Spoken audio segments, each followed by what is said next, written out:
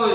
Атыраудың аспаны айтыс шеберлерінің үнімен тербелді. Кеше кешкісін өткен ақындар айтысында елдің қошеметінде жүрген ақтаңгерлер қара өлеңнен өріне қойды. Кестел жырдан сөз сайыстырғандар қатарында жоғары деңгейде жүлде байлап жүрген Мұхтар Ниязов, айтыс өнерінің жілігін шағып майын ішкен Бекарыс Шойбек, Атыраудың арын қорғап жүрген Саңылақ Серікбол Панабердиев еді. Шын сайыста Серікбол Панабердиев пен Мұхтар Ниязов бірін-бірі отты тілмен орағытып кездесудің көрігін қыздырды.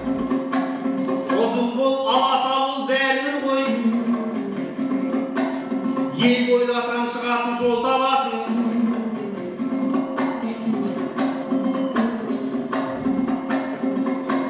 Елімдер еміреген қайында, өзегінен теппейді мәрт алашың айқаяға.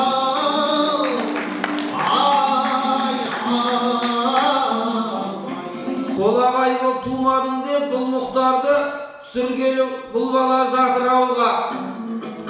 Қабыл өкім айтатын бір сөз бар еді, қалмайық осы жерде қапы дауға. Шіргін ай толағай боп тумадық қой, бір тауды әкелерек Атырауға.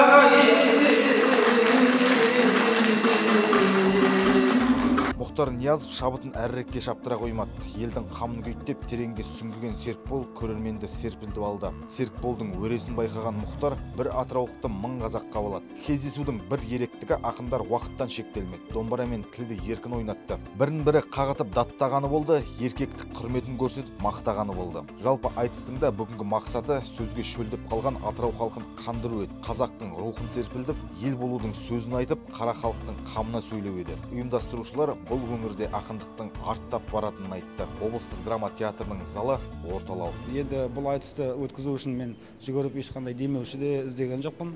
Бұның себебі халықтың өнерге деген ықыласының қаншалықты екендігі, қаншалықты халық өзі еркін түрде айтысқа осы билет сатып алып қызығушылық танытып кіреді екен деген ойда жасадым. Енді осы еңбегіміз жеміс беретін болса, алдағы уақытта тағы да белгілі болған Жандарбек Бұлғақов, Балғынбек Имашев сияқты, Айнұр Тұрсынбаева, Сара Тоқтамысова сияқты, немесе осы халықтың аузында жүрген сүйікті болған ақындарын шақырып, осы жерде осындай шараны өткізуді қолға аламыз деп отырмыз иншалла.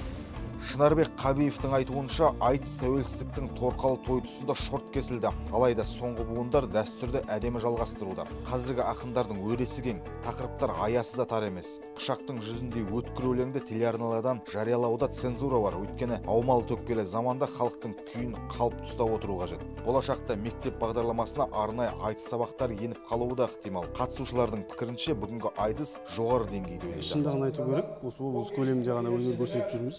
Мұхтар Бекарысты енді қазақ айтысында кәдімгідей ойып тұрып орын алатын ақындар ғой. Бұл жігіттердің қай-қайсысы мықты, дегенмен де жаңағы айтқандай әркімнің өзінің бағыты бар. Дегенмен енді қасында қара болып қатарласа шабамыз деген ойымыз бар. Серікбол Панабердиев деген мен бұрын естімеген едім. Осы бір жылдың көлемінде болды. Жиенден араласып, хабарласып жүргенімізге. Жасы үлкендеу жігіт, бізден бірақ енді ол ештеңесі жоқ. Ештен кеш жақсы өзінің уақытын тауып, ыдығын тауып шығып кетсе, оған ешқандай талай біздің айтыстың тарихында болған, 30-дан кейін, 40-тан кейін шығып өзін мойындатқан ақындар болған. Оған ештеңеге таңғалуға болмайды. Ол тұрмыстық жағдай болуы мүмкін. Или жаңағыдай айтқан әртүрлі қазақылығымыз болуы мүмкін, әйтпесе өзінің талантты жігіт екенін білемін.